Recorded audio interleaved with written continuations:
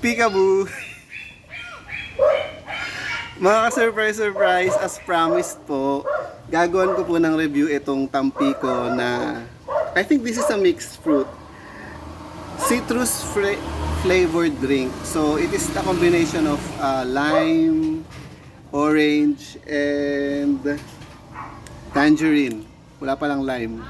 So yan mga ka-surprise, as promised gagawin ko po ito ng review. And then pang-apat na beses ko na pong natikman ito mga ka-surprise. And I can say naman po na magagawa ko na po siya ng honest review. So before that, iinom muna po tayo para makita nyo talaga na tikman ko na. And again, buy one take one ko po siyang nabili.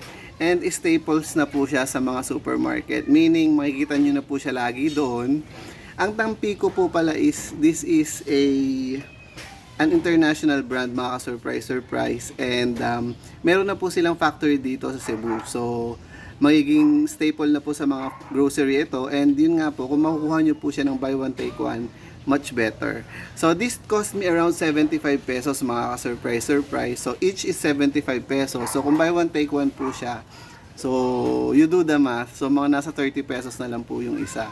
So, ito na po yun. Ito na po yung taste test mga ka-surprise. And again, natikman ko na po siya a lot of times. And gagawa ko na po siya ng honest review. So, ito na po yun. I'll make tungga na lang po kasi you know the term tungga. Ito na, papakita ko na po sa inyo. Ito yung tungga mga ka-surprise.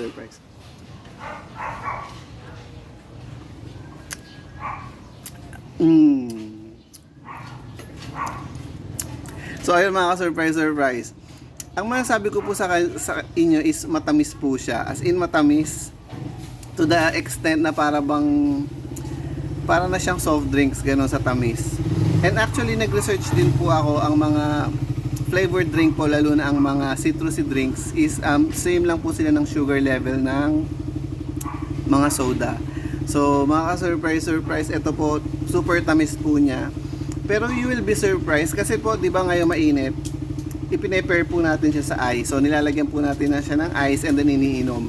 So karaniwan po, pag nilagyan nyo po siya ng ice, kahit napakatamis po niya, bigla pong nawawalan ng lasa. So it is strange, pero that's the way it is mga ka-surprise. And will I buy this again? Yes, kung buy one take one. Kung hindi naman, hindi ko masabi mga ka-surprise. Pero talagang fan ako ng buy one take one, ganun. And siguro kung hindi siya buy one take one, bibili na lang ako. Alam nyo guys, yung powder, yung tinitimpla na lang, yung haluan mo ng water, yung mga tang, ganun. Ganun na lang po. So yun po yung honest review ko mga surprise dito sa Tampico citrus flavored drink. So again, ano po siya, mixed po siya ng orange, tangerine, and lemon. So ayun po mga ka-surprise. And masaya po tayo kasi nakuha po natin siya ng buy one take one.